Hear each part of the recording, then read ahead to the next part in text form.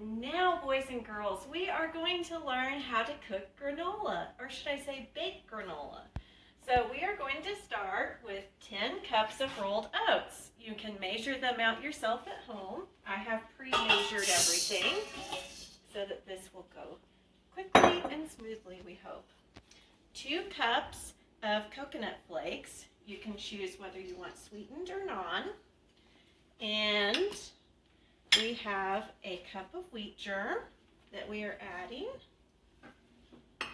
And we have 2 cups of walnuts that we are adding. You can use walnuts or you can use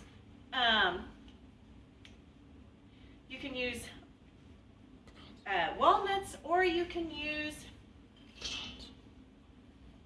pecans. That is the word that I'm looking for. And we have sesame seeds. This is a cup of sesame seeds that we are adding into our granola.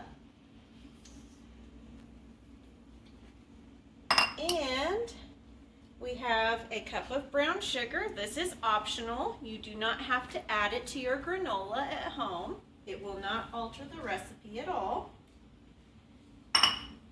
And now we have 2 tablespoons of salt we are going to add to this recipe. And now we will stir our dry ingredients.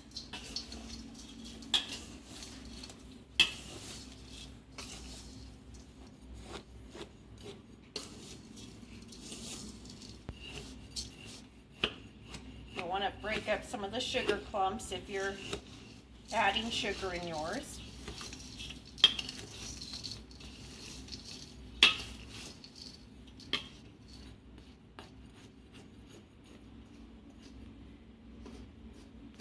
You need to make her an apron and a hat too.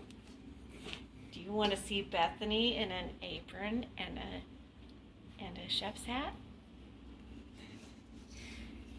Maybe we'll even get her cooking a recipe one of these times, since we're using Kids in the Kitchen cookbook.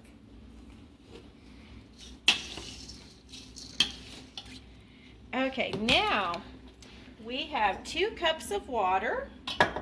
We are going to add a half a cup of oil into our water. And then we are going to add a 1/4 cup of honey to this mixture.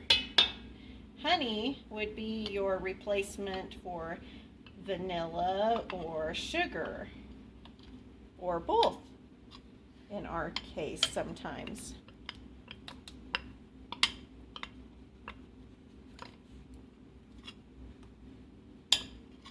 Sometimes it can be challenging to get it to cooperate when you pre-mix an item.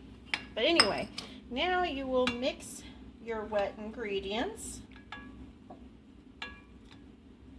If you use warm water, it will help to break your honey down so it will flow, not be so stick to itself. And now we are going to add our wet ingredients into our dry ingredients. You can add it, if you like lumpy granola, you can just add it, dump it all in like I did, because our family likes lumpy granola. And then you're going to mix it together.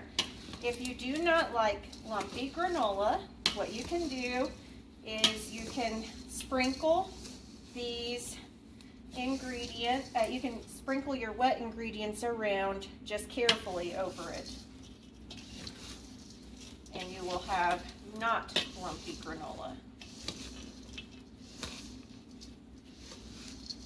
Make sure you mix all the way down to the bottom, because that will help to make sure you get all of the dry ingredients wet.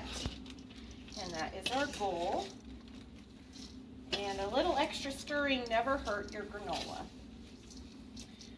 Once we get done with this, then we will spread it out onto our cookie sheets, which I'm going to show you right now.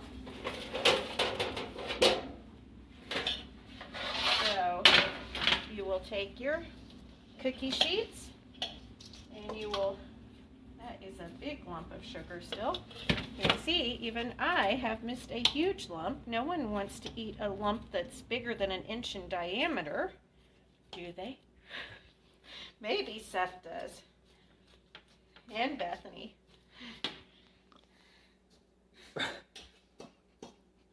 Well, anyway, I'm not going to let them eat a lump of sugar that's bigger than 1 inch. Our oven is telling us that it is preheated to 325, which is the temperature that you will bake this granola at. You will bake it for 1 hour, but you have to set a timer because you're going to stir it every 15 minutes. And when you have a normal oven that has two racks in it, you will switch your cookie sheet trays halfway through. So after your second stirring, you will switch your cookie sheets from the bottom to the top and the top to the bottom.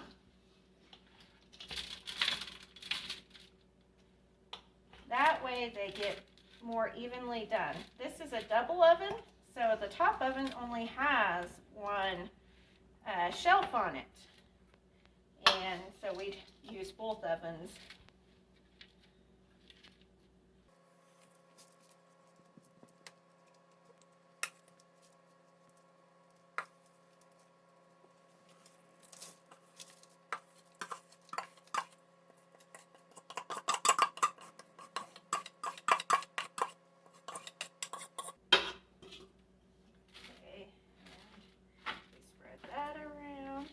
Kind of evenly divide this between 2 cookie sheets. I may have gotten more on the first sheet, but that's okay too. As long as it's just sort of evenly spread on your sheet.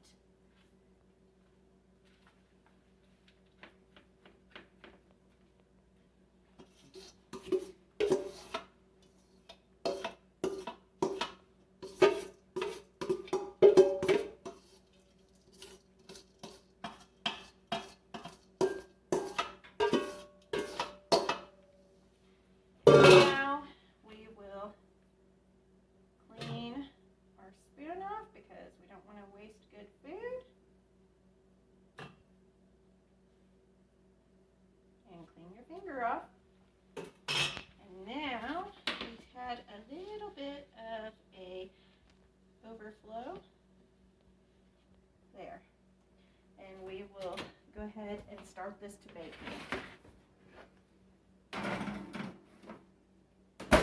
All right, and that is how we do granola.